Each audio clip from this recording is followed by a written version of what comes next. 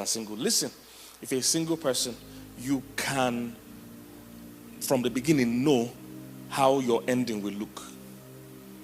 Oh, did you get that? I say from the beginning, you can know how your ending will look. The plan is for your ending to be sweet. The Bible says better is the end of a matter than the beginning thereof.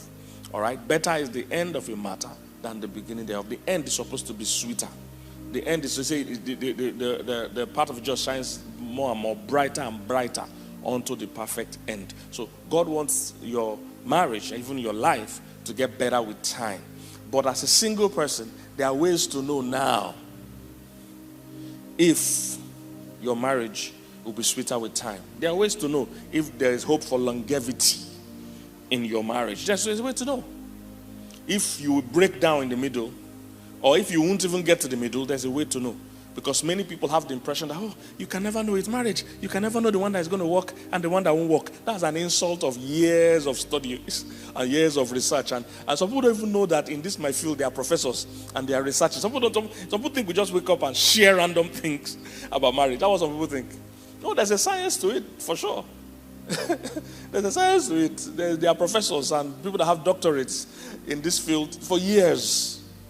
Heavyweight research, both scripture and everything, and data and research. So we don't just share random stuff. There's a way to know if there's longevity, if you're going to have this fine wine experience. There's a way to know if you are single.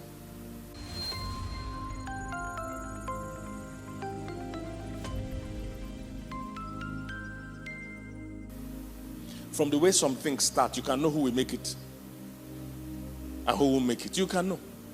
Those of you that drive, there are some days you know your car won't make it. From the behavior at home, you can tell, and the journey you have at hand, you can tell this thing won't make it. And even if it makes it, it's going to be traumatic for everybody that made the journey.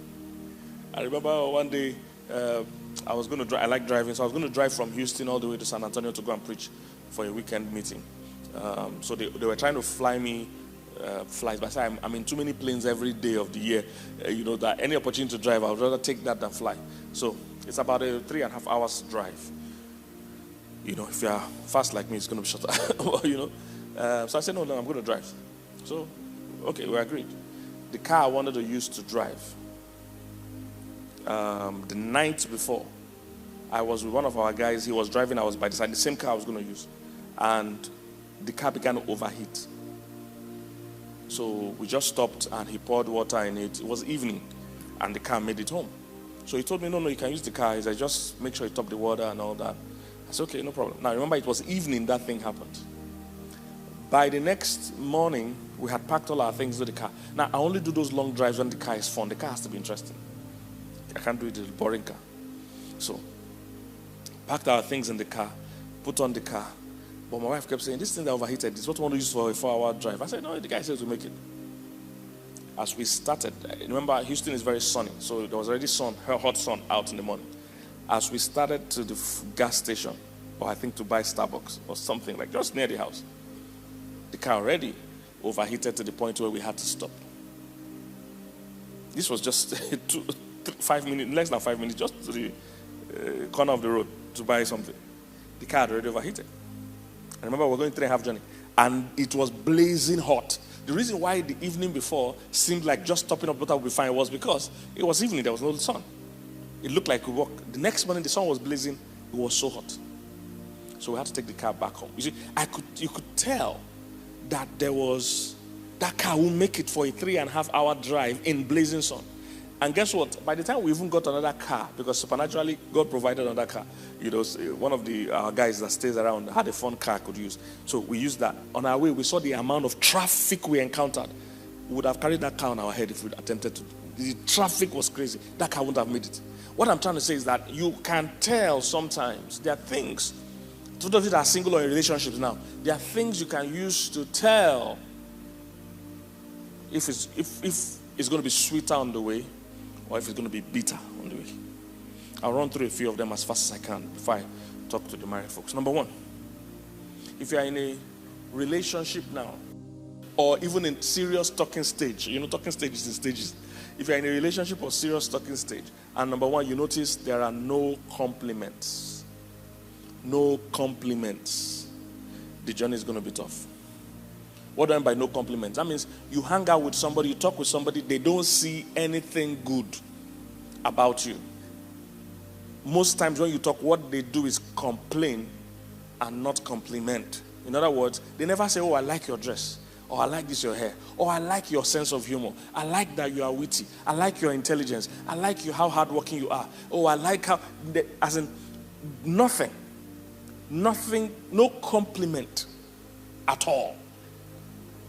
In hours of talking, in days of chatting, in weeks of calling, no compliment at all. That means they are not seeing anything worthy of compliment about you. That is a bad sign. I can understand couples that have been married for 10 years and now start forgetting to compliment their spouse. That's a natural procedure. Not the best, but it can happen. But if you are starting at the beginning, you're already behaving like people at the end, then that means the end is near. No compliments. Because one of the telltale signs of great couples or great match in a relationship is that you see so many good things about the person at the beginning stage, especially.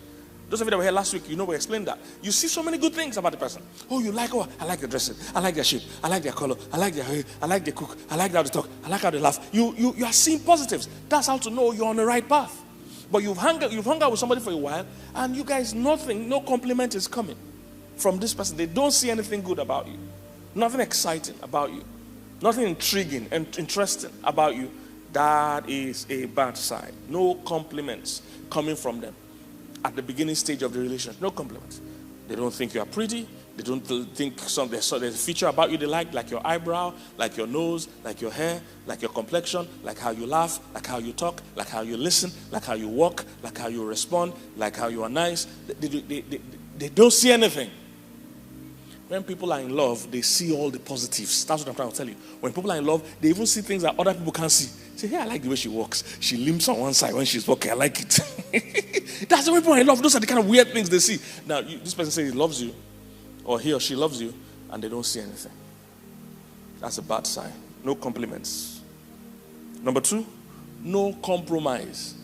This person said they love you, but they are never willing to compromise for you. That's a bad sign. You see, all these things are signs usually that show up in marriage years into marriage. You're already at the end behavior at the beginning. That's the bad sign. No compromise. When you notice that this person will never compromise anything for you. Oh, my Saturdays are for football. But you have an important event, you wanted him to come with you or she to come with you. Say, no, my Saturdays are for my lashes. My lashes are my God. I must do my lashes. You notice no compromise. They are never willing to compromise. So I hate texting. So they don't reply text. No. You see, when people are in love, they compromise. That means, I don't like to stay up late to talk, but for you, I will try. You see, you will see the effort that they will try and stay up late. Now, they might sleep off when they're chatting, but you see that they are compromising their normal stand. They are shifting ground for you. They must be shifting. If they're not shifting, that's a bad sign. No compromise. See, on Saturdays, I don't talk to anybody. And they continue with it. Even in a relationship with you or in a serious talking stage with you. That is a bad sign. No compromise. No compromise. Watch out for it. They can't compromise their time. They can't compromise their philosophy.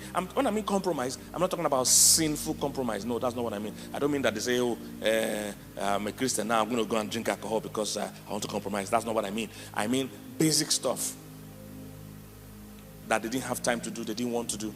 Oh, I don't like movies, I don't like cinemas. But this person likes cinemas. What are you going to do? You're going to go and watch a movie with them. That's what people do when they're in love. They compromise what they normally wouldn't want to do and do it. Oh, I don't like going out in the sun. But now this person has a special event in the sun. I'm going to go. Compromise. You know, when I see people that are in a relationship and they are holding their ground from beginning. Say, me, I don't text. It's only call I can do. And the call is between 10 p.m. and 10:15 p.m. and CST every day. Outside of that, I can't call. And they insist on it. That person doesn't love you. Compromise. You will see that the person is willing to shift ground on some of their normal personal things for you. Third one, I'm trying to just mention if you're single. No communication. It's a big telltale sign you won't make it for the long haul. No communication. The person does not reply chats, does not reply return calls. See, we find time for people we value. Nobody is that busy in the world. Nobody is that busy. How many seconds does it take to pick a call and say, hey, baby, I'm in a meeting. How are you doing? Hope you're okay. Hope it's not an emergency. I'll call you back. How many seconds does it take to type one chat? You can literally do it under 1 minute. In 47 seconds, you can drop a voice note, you can type a text, you can make a quick call. Under 1 minute. Anybody that doesn't think you are worth 1 minute in the midst of even a busy day, the person doesn't value you. If somebody was owing them money, they will have time to call that person. Trust me. You see, you can usually tell people's value by where they put effort. All right? So if they are not communicating, they don't reply mails, they don't reply chat, they don't return calls, they take 24 hours to reply chat. You send some chat, hey, how's your day going? And they reply in 24 hours, and you still chat after that. You are the one that is not okay. You are in a relationship with somebody and a whole day goes by, they didn't check in. They must not talk to you throughout the day, but at least they should talk. They should keep in touch every day. How's your day going? Hope you are good. And it's not something that you looking for energy to do. It's a natural process. If you are my person, there must be something I need to tell you there or just check up on you. It's a natural thing. Some people go 48 hours in a relationship, they don't talk. One person even told me that she's in a relationship with somebody. The guy came from abroad. It was a long time relationship. The guy came from abroad, came to their city and spent 5 days or something, and they did not see. I said, my sister, come. Yeah, you are in a relationship with yourself. He's in this Lagos. He came from abroad, and you people did not see till he went back. I said he went to see his family. He saw the people he needed to see. You are not in a relationship with him. But you know, some people are so adamant. They will think, oh, we're in love. We're in a relationship. You are in a relationship with yourself. If the person is not communicating in terms of frequency and, intensity, what kind of communication? Is it just surface talk? All right. One is frequency. Does he keep in touch? Second is the depth of it. Does he talk about important things? You are in a relationship with somebody, you don't know where they work. You don't know what they do. You don't know where they live. You don't know who matters to them. You don't know anything about them. It's just surface talk. You guys talk about the weather is blue. The sky is cloudy. It's raining on Thursday. That's the thing you are discussing. No depth. That's a bad sign. You're not going to make it. You're not going to make it. You're not going to make it. Number 4. I'm trying to be fast because this is not even the message. This is just snacks for the singles. Number 5. No community involvement. No community involvement. What do I mean by this one? If he's not connecting you with the people that matter to him, it's a bad sign. You are in a relationship or serious talking stage and he's not proud or excited to introduce you to people that matter. That's usually a bad sign. Of course, he doesn't have to do a CNN advert to post you. However, the people that matter, the people he interacts with closely by now should know of you and heard of you and desire to meet you. There was a lady like that I was counseling. She was in a supposed relationship for 1 year. Relationship. And he never met the guy's family. 1 full year. Serious relationship. These are people that are mature in age. They are not 22-year-olds hiding behind the backyard to talk. These are people late 30s and 40s. 1 full year, his family never met her. I say you are not. I kept telling her, of course, there's no future. When people are starting at the end, in the beginning, there's no end. Community involvement. If somebody is really planning to go far with you, one of the things you will notice is that they are happy and excited to introduce you to those that matter. Number 5, I believe. No compassion. No compassion. If you notice that this person doesn't have a soft spot for you, especially at the beginning stages. These things I'm talking about is what you check at the beginning. Because sometimes at the ending, some people, life has happened and they are not very strong on these things. It can happen. And they should rekindle it though, because we'll get to that. However, if it's from the scratch, these things are never even there, that means 10 years down the line, there's even nothing to rekindle. Somebody that didn't communicate with you when you are dating, is he in marriage? You want to teach him communication? You can't even rekindle it because you never started. So, no compassion is another one. No compassion. Watch out for the person that has no soft spot for you. You are going through a lot, they don't care. You say, oh, you told them the night before, I had a headache. I need to go to sleep. I've taken Tylenol or whatever it is, excruciating headache, I'm going to sleep. The next morning, the first thing they send you is that, please, send me money. You are a bank. You are ATM machine. You are not in a relationship.